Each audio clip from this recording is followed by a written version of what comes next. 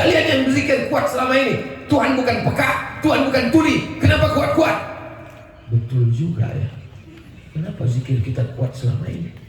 Akhirnya sejak mendengar ceramah itu tak berzikir sama sekali.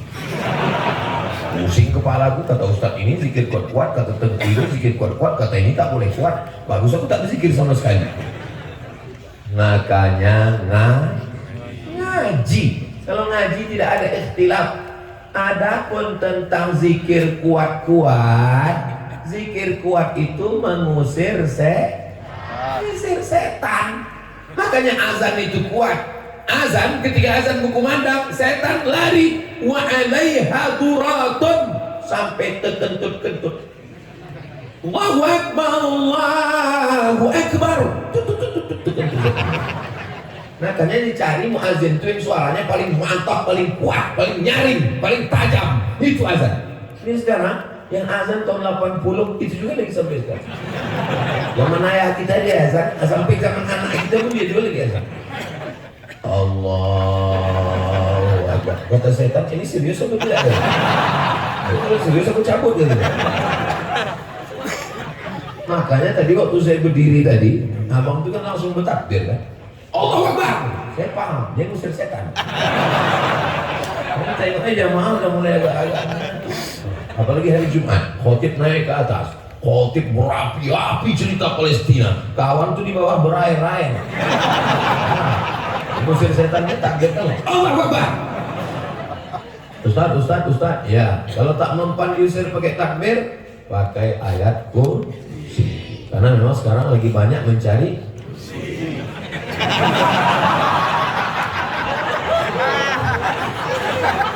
Allahu la ilaha illa huwal hayyul qayyum. Siapa nama Allah? Siapa nama Tuhan? Siapa namanya yang kita sembah? Allah. Adakah Tuhan selain Dia? La ilaha illa huwa. Apakah Dia hidup? Dia bukan hidup, Dia maha hidup. Apa bedanya dengan kita? Kita hidup bisa mati, sedangkan Dia Al-Hayyu, Dia maha hidup.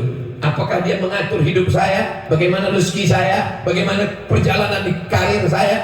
Al-Qayyum, Dia mengatur segala perjalanan hidup di dunia. Apakah Dia mengantuk? Dia letih, Dia lesu, Dia letoi, Dia loyo? La ta'khudhuhu sinatun wala naum. Kalau Dia memang berkuasa, apa kekuasaannya? Lahu ma fis samawati wa ma fil ardh.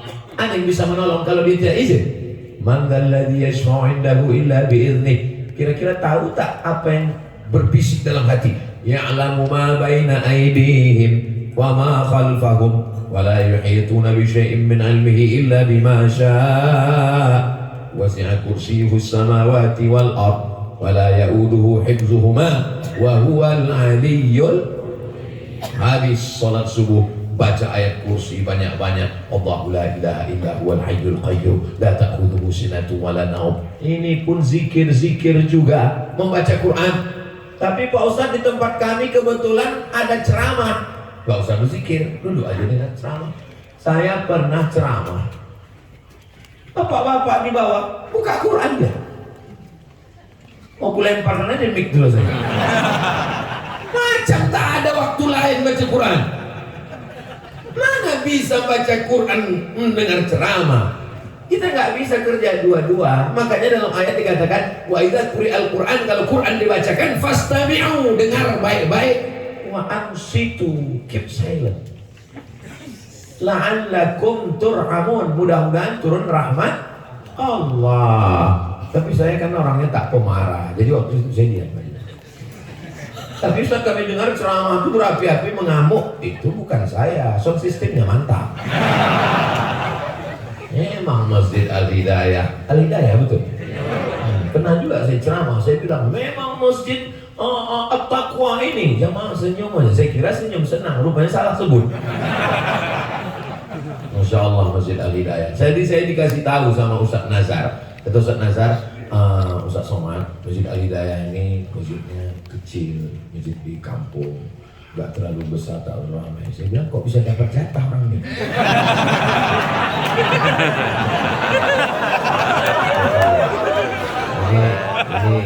ini masjid kita ini masjid masuk daftar ordal ini.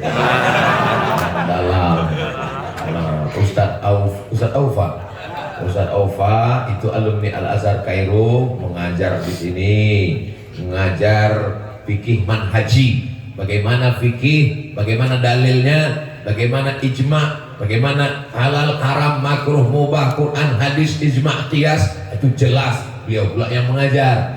Tafsir Al-Quran bukan sekedar baca Quran, bukan sekedar tarannum Quran, tapi memahami Al-Quran. Afala yatadabbarun Al-Quran am ala qulubin aqfaluha. Kenapa mereka tidak memahami Al-Quran? Itu langsung oleh alumni Al-Azhar, namanya Ustadz Ayub, itu Masya Allah guru kami.